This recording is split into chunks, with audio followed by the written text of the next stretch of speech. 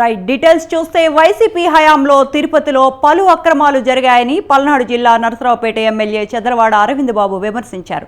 దేవుడి మీద భక్తి లేని వ్యక్తిని టీటీడీ చైర్మన్గా జగన్ నియమించారని ఆరోపించారు. భక్తులంతా విశేషంగా భావించే టీటీడీ లడ్డూలో స్వచ్ఛమైన ఆవు నెయ్యి వాడలేదని ఆయన ఆగ్రహం వ్యక్తం చేశారు. భక్తుల మనోభావాలు దెబ్బతినేలా వైసీపీ నాయకులు వ్యవహరించారని అన్నారు. దీంతో జగన్ సిగ్గుతో తలదించుకోవాలన్నారు. తప్పు చేసిన వారు ఎంత పెద్దవారైనా కూటమి ప్రభుత్వం విడిచిపెట్టబోదని ఎమ్మెల్యే హెచ్చరించారు. నరసరావుపేటలోని కల్తీ నూనె వాడుతున్న హోటల్స్పై అధికారులు వెంటనే చర్యలు తీసుకోవాలని డిమాండ్ చేశారు. తిరుపతి దేవస్థానం ఈవో గారు కానీ అర్చకులు అందరూ కూడా ఒకే మాట మీద దేవదేవుడికి అన్యాయం జరుగుతుంది, లడ్డు విషయంలో పూర్తిగా స్వచ్ఛమైన నెయ్యిని వాడటం లేదు కాబట్టి అప్పుడున్న ప్రభుత్వానికి సలహా ఇవ్వడానికి కూడా భయపడిన రోజులు అవి. మరి ఇవన్నీ కూడా మన ప్రీతమ నేత నారా చంద్రబాబు నాయుడు గారు, ఉప ముఖ్యమంత్రి పవన్ కళ్యాణ్ గారు కూడా వీటిని బయటికి తీయడం జరిగింది.